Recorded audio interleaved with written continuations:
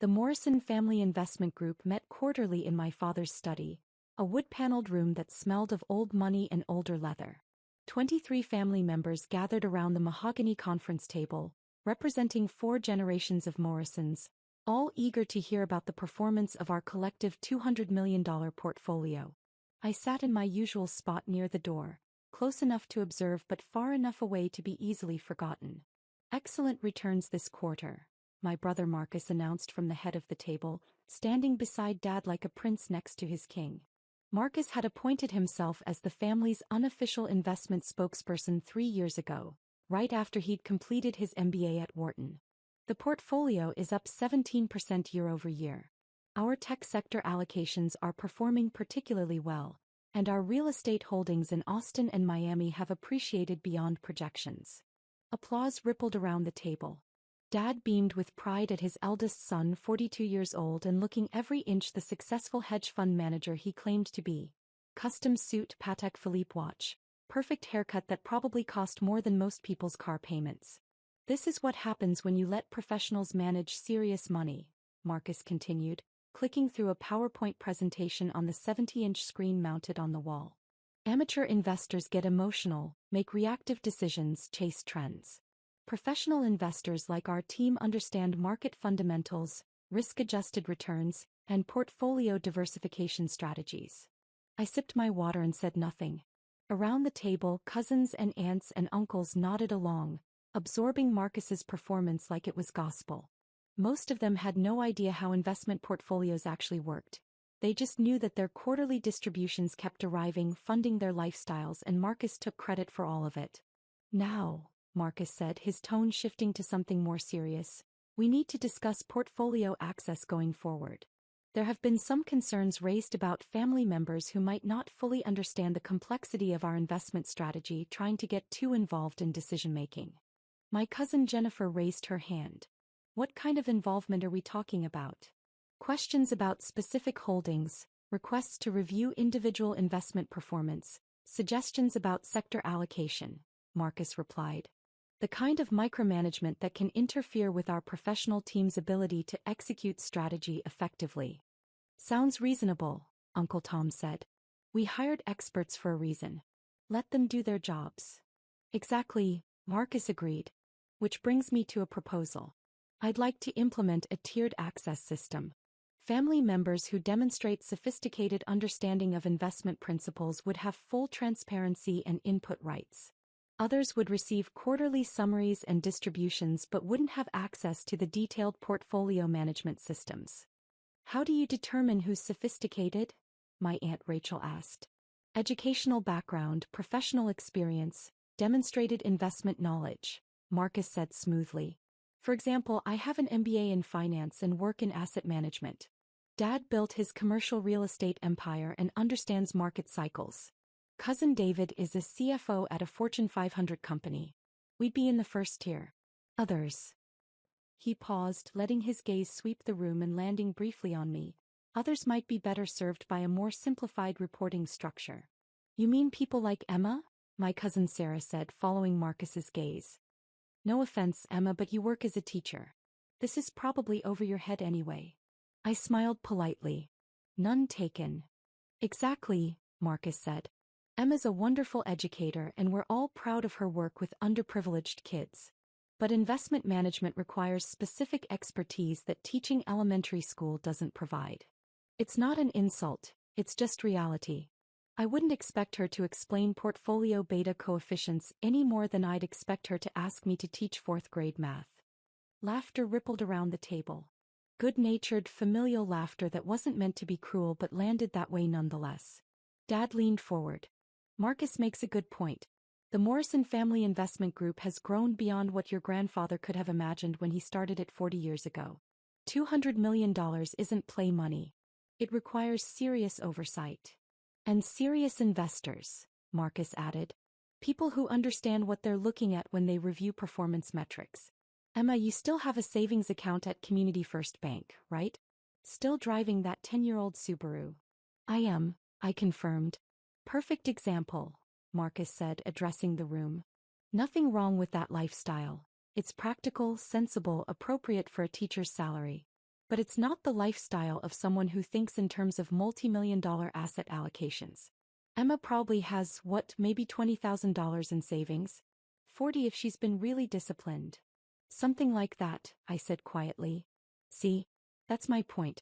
When your entire financial worldview is measured in thousands, it's genuinely difficult to conceptualize strategy at the million-dollar level.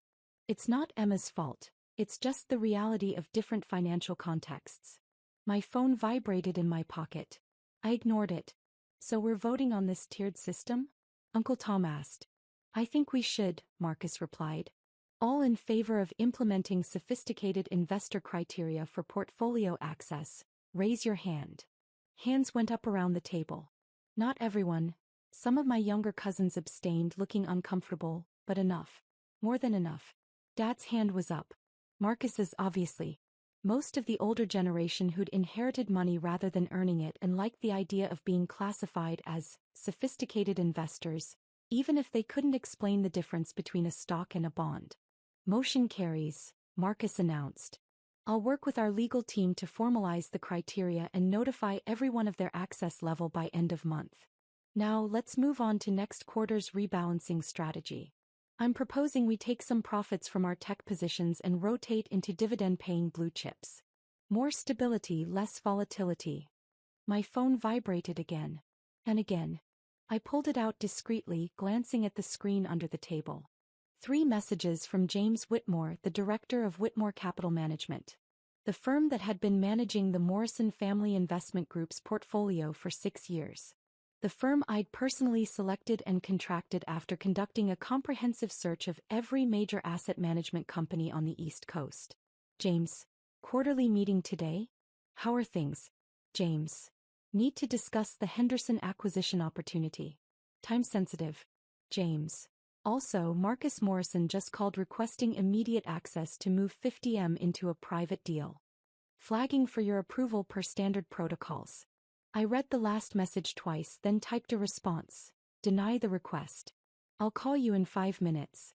Marcus was still talking, explaining his rebalancing strategy with charts and graphs that probably looked impressive to people who didn't know that every single recommendation he was making contradicted the long-term strategy we'd actually implemented 6 years ago. The strategy that had generated those 17% returns he was taking credit for. Question, I said, raising my hand. The room went quiet. Marcus looked surprised. I rarely spoke at these meetings. Yes, Emma? He said with exaggerated patience. This rebalancing strategy you're proposing. Moving from tech to dividend stocks. What's the projected impact on our 5-year compound annual growth rate? Marcus blinked. Well, it's difficult to project with certainty. Approximately, I pressed. If we rotate $50 million from high-growth tech positions into dividend stocks yielding, say, 3 to 4% annually, what does that do to our overall portfolio performance trajectory? It provides stability, Marcus said, recovering his composure. More predictable income streams. At the cost of growth, I pointed out. Our current tech allocation is averaging 28% annual returns. Dividend stocks might give us 4% plus some price appreciation, maybe 8% total if we're lucky. So we're trading 28% returns for 8% returns. That's a significant haircut. It's about risk management, Marcus countered. Tech stocks are volatile. They can drop just as fast as they rise. They can, I agreed. But over the 6-year period since the current investment strategy was implemented, our tech positions have consistently outperformed broader market indices. Our Amazon position is up 412%. Apple is up 318%. Microsoft is up 294%. Why would we exit positions that are demonstrably working? Marcus's jaw tightened. Emma, with all due respect, you're reading numbers from quarterly reports without understanding the underlying market dynamics. I understand that we're in a growth phase of the market cycle, I interrupted gently. I understand that inflation is low, interest rates are accommodative, and technology companies with strong fundamentals are benefiting from structural shifts in how businesses operate. I understand that rotating out of our best-performing positions into defensive holdings is exactly the wrong move at exactly the wrong time. You teach 9-year-olds, Marcus said, his patience evaporating. You don't have the expertise to. I have the quarterly reports, I said, which show that every major investment decision made over the past 6 years has generated positive returns, and every suggestion you've made during these family meetings has been politely ignored by whoever's actually managing the portfolio. That's because the management team understands complexity that you don't, Marcus snapped. Or, I said calmly, it's because the management team receives their instructions from someone else. Someone who implemented the current investment strategy and reviews every major decision before execution. Dad held up his hand. Emma, sweetheart, you're out of your depth here. Marcus works in this industry. He understands things that... Dad, Marcus works as a client relationship manager at a mid-sized wealth management firm, I said. He doesn't make investment decisions. He schmoozes clients and plays golf. His job is sales, not portfolio management. How dare you, Marcus started. It's not an insult, I said, echoing his earlier words back to him. It's just reality. You're very good at client relations. You're personable, confident, well-networked. But you've never actually managed a portfolio of this size, never executed a major asset allocation strategy, never conducted the kind of institutional-grade due diligence required for $200 million investment decisions. And you have. Marcus demanded. You with your teacher's salary and your tiny savings account and your 10-year-old car? I have, I said simply. The room went completely silent. That's absurd, Marcus said, but something in his voice had changed. Uncertainty creeping in around the edges. I pulled out my phone and dialed James Whitmore's number. Put it on speaker before anyone could object. Emma, James answered on the first ring. Got your message about Marcus's request. I've denied the transfer and flagged it in the system. Thank you, James, I said. I'm actually at the quarterly family meeting right now. You're on speaker. There seems to be some confusion about portfolio management authority. Ah, James said, understanding immediately. Would you like me to clarify the management structure? Please. Certainly. James's voice was crisp, professional, with the authority of someone who managed billions in assets. The Morrison Family Investment Group portfolio is managed by Whitmore Capital Management under a contract established 6 years ago. The sole decision-maker for the portfolio per the terms of that contract is Emma Morrison. She approves all major investment decisions, reviews quarterly performance, and has final authority over asset allocation, manager selection, and strategic direction. Marcus had gone pale. That's impossible. I'm looking at the contract right now, James continued. Signed 6 years ago by Emma Morrison, establishing her as the beneficial owner and sole authorized decision-maker for the $200 million portfolio formerly held by Morrison Family Trust. The trust was dissolved and reconstituted as an individually managed portfolio per her instructions. Emma doesn't have $200 million, Dad said weakly. The Morrison Family Investment Group portfolio currently stands at $234 million, James corrected. Up from the initial $200 million when Emma assumed control 6 years ago. The 17% year-over-year return that Marcus mentioned earlier? That's the result of the investment strategy Emma implemented. Heavy overweight in technology sector leaders, minimal fixed income allocation, no exposure to declining industries, regular rebalancing to capture momentum while managing risk. This is insane, Marcus said, but he was looking at me now with something between horror and disbelief. Emma, if this is some kind of joke. It's not a joke, I said calmly. 6 years ago, Grandpa Morrison died and left his entire estate to me. Not to the family trust, not split among descendants, not to Dad or you or anyone else. To me. Specifically. Exclusively. $200 million in liquid assets that he'd spent 40 years accumulating. That's not possible, Dad said. The will said. The will said exactly what Grandpa wanted it to say, I interrupted. He left you the commercial real estate portfolio, Dad, which was worth about $30 million at the time. He left Marcus $1 million trust fund. He left various amounts to other family members. And he left me everything else. The stock portfolio, the bonds, the cash holdings, the investment accounts. $200 million. Why? Marcus demanded. Why would he leave everything to you? Because I asked him to teach me about investing when I was 16 years old, I said. While you were partying at college and Dad was flipping properties, I was sitting in Grandpa's study every Sunday, learning how to read financial statements, analyze company fundamentals, understand market cycles. He taught me everything he knew about building wealth, and when he died, he trusted me to preserve what he'd built. You never told us, Dad said. Grandpa made me promise not to, I replied. He said the money would corrupt the family if everyone knew about it, turn us into people fighting over inheritances instead of building our own successes. He made me promise to keep it quiet, manage it responsibly, and only reveal the truth if it became necessary. And it's necessary now? Marcus asked bitterly. It became necessary the moment you tried to implement a tiered access system that would exclude people you deemed unsophisticated, I said. Marcus, you don't have access to the portfolio. You never did. You've been attending these quarterly meetings and presenting my investment results as if you had something to do with them, taking credit for returns that you didn't generate, and lecturing family members about investment sophistication that you don't actually possess. The quarterly distributions, Aunt Rachel said slowly. The money we all receive, where does that come from? From me, I said. Grandpa wanted the family to benefit from his legacy, so I set up a distribution system. Every family member receives quarterly payments proportional to their relationship to Grandpa. Children get more than grandchildren, grandchildren get more than great-grandchildren, but everyone gets something. Last year, the family collectively received about $12 million in distributions. This year, it'll be closer to $14 million based on portfolio performance.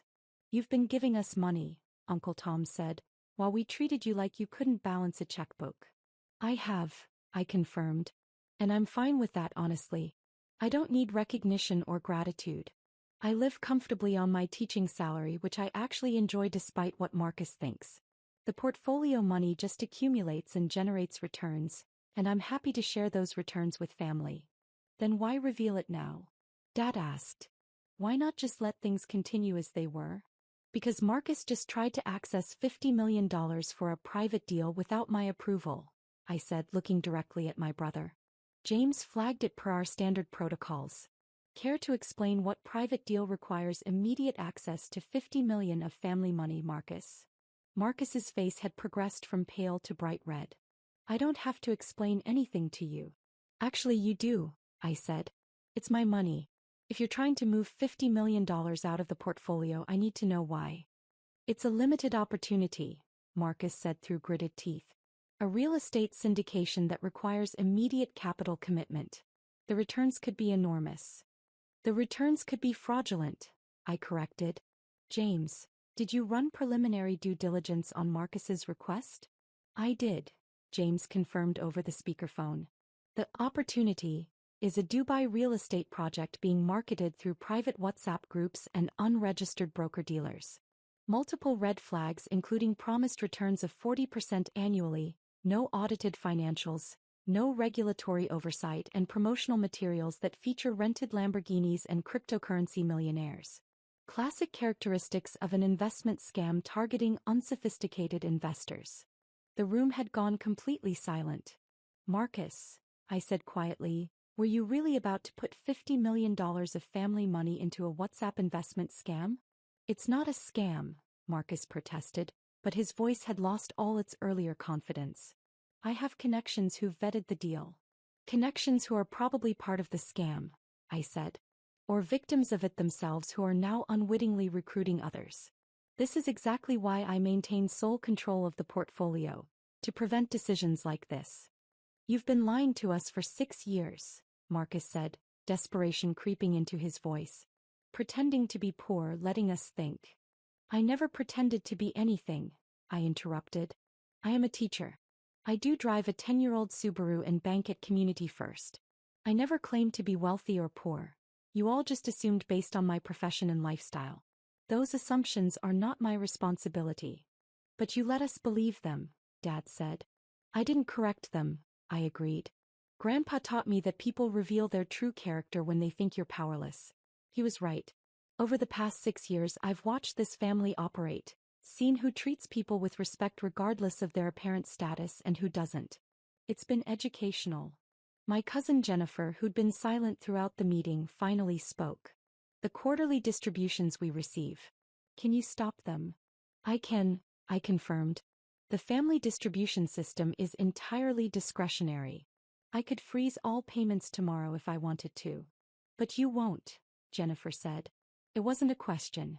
I won't, I agreed. Unless someone gives me a reason to.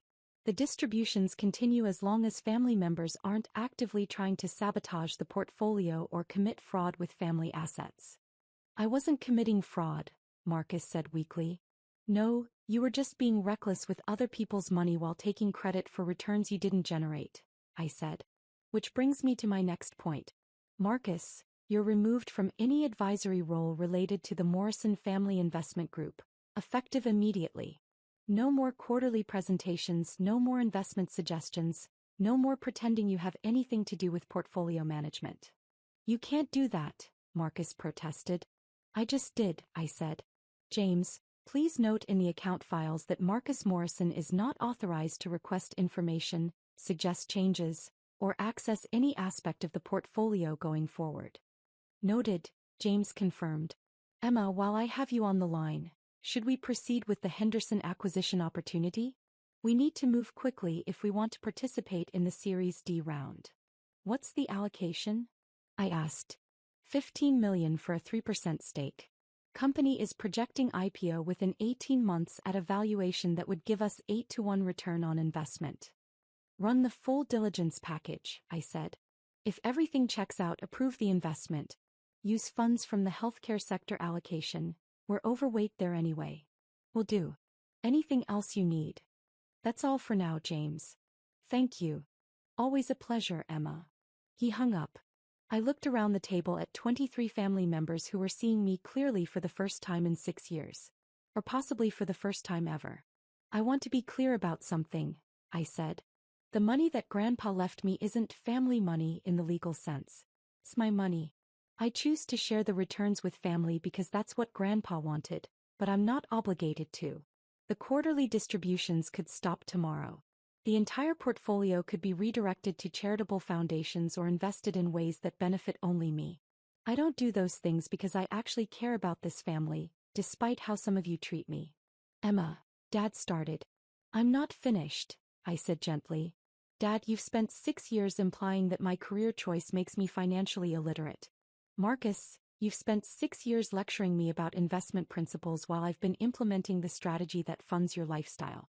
Multiple family members have treated my questions and observations as cute attempts at participation rather than legitimate input from someone who actually knows what they're talking about. We didn't know, Aunt Rachel said. You didn't ask, I replied. Not once did anyone wonder how I could afford to live comfortably on a teacher's salary with no apparent financial stress. Not once did anyone question where the quarterly distributions were actually coming from or who was making the investment decisions that generated them. You all just assumed Marcus was responsible because he looks and acts like what you think a successful investor should look like. What do you want from us? Dad asked quietly. Honestly, nothing, I said. I don't need apologies or recognition or changed behavior. I've been managing just fine without any of that for 6 years. But Marcus's attempted $50 million withdrawal forced me to reveal everything, and now that it's out in the open we need new rules. What kind of rules? Uncle Tom asked. First, no more investment suggestions from family members unless they're coming through proper channels with actual analysis backing them up, I said. Second, quarterly meetings continue, but they're informational only. I'll present the results, answer questions, explain strategy, but decisions remain mine alone. Third, the tiered access system Marcus proposed is dead. Everyone gets the same level of transparency. Quarterly reports, annual summaries, and access to me if they have legitimate questions. That seems fair, Jennifer said. Fourth, I continued, and this is non-negotiable.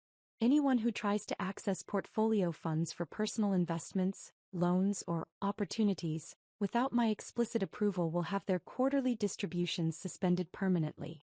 This is a family investment portfolio, not a personal ATM. Marcus looked down at the table. Are we clear? I asked. Nods around the table. Some reluctant, some relieved, all of them understanding that the family dynamic had just shifted in a fundamental way. Good, I said. Now, unless there are questions about the actual portfolio performance, I think we're done here. I have a question, Cousin David said. He was the CFO Marcus had mentioned earlier, one of the few family members with actual financial expertise. The Henderson acquisition James mentioned. That's Henderson Medical Technologies. It is, I confirmed. They're revolutionizing diagnostic equipment, David said. If their IPO hits projected valuations, that $15 million investment could be worth over $100 million in 2 years. That's the analysis, I agreed. How did you get access to their Series D? Those rounds are usually reserved for institutional investors with established relationships. I've been investing in medical technology companies for 4 years, I said. Built relationships with founders, participated in earlier rounds for other companies, established a track record. Henderson's founders approached me directly. You have a reputation in the medical tech investment community, David said slowly, realizing something. I have a reputation in several investment communities, I confirmed.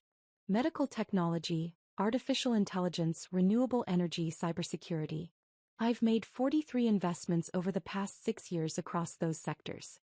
31 have generated positive returns. 8 are still in early stages. 4 failed completely. The portfolio you all benefit from is just one part of a larger investment strategy. How much? Dad asked. Total. How much are you managing? I hesitated, then decided there was no point in half-truths anymore. Across all portfolios including the Morrison family holdings, approximately $760 million. The silence that followed was absolute. $750 million, Marcus said faintly. You're managing $750 million while teaching 4th grade. 3rd grade this year, I corrected. And yes, turns out you can do both if you manage your time well and don't waste energy on things that don't matter. Like impressing your family, Aunt Rachel said softly. Like impressing anyone, I said. Grandpa taught me that real wealth doesn't announce itself. Real success doesn't need validation. You build something good, you protect it, you share the benefits with people you care about, and you don't worry about whether anyone understands or appreciates what you've done. He would be proud of you, Dad said, and for the first time in years he sounded like he actually saw me as something other than his underachieving younger child. I hope so, I said. He gave me an incredible gift. Not just the money but the knowledge and trust that came with it. I've tried to honor that gift by managing it responsibly and using it to benefit people beyond myself. The teaching, Jennifer said. You really do it because you want to, not because you need the income. I really do, I confirmed. I love teaching. I love working with kids, seeing them learn and grow, making a difference in their lives. The investment management is intellectual stimulation and financial security. The teaching is purpose. I need both. Marcus had been silent for several minutes, processing everything. Finally he looked up. I'm sorry, he said quietly. For the way I talked to you. For taking credit for your work. For trying to access money that wasn't mine to touch. I accept your apology, I said. But Marcus, you need to understand something. The Dubai real estate deal? That would have destroyed this family. $50 million gone, no legal recourse, probably criminal charges for whoever authorized the transfer. You were 10 minutes away from losing everything. I know, he said. I wanted to prove I could generate returns like the portfolio was showing. I wanted to be the successful investor everyone thought I was. The opportunity seemed perfect. High returns, exclusive access, a chance to finally earn the credit I'd been taking. That's how scams work, I said not unkindly. They prey on ego and ambition. They make you want to believe so badly that you ignore the warning signs. How did you know? Marcus asked. How did you know it was a scam? Because I've seen 100 pitches like it, I said. When you manage serious money, scammers come out of the woodwork. Guaranteed returns, exclusive opportunities, limited time offers. They all use the same playbook. Real investments are boring. They involve audited financials, regulatory compliance, transparent deal terms, and modest return projections. Anything that promises wealth without risk is lying. So what happens now? Dad asked. With the family, with the portfolio, with everything? Nothing changes operationally, I said. I continue managing the investments, family members continue receiving distributions, life goes on. The only difference is now you all know who's actually doing the work. And Marcus? Uncle Tom asked. Marcus is still family, I said. He still receives his quarterly distribution.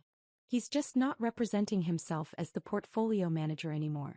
If he wants to repair his reputation, he'll do it through his actual job, not by taking credit for mine. My phone buzzed.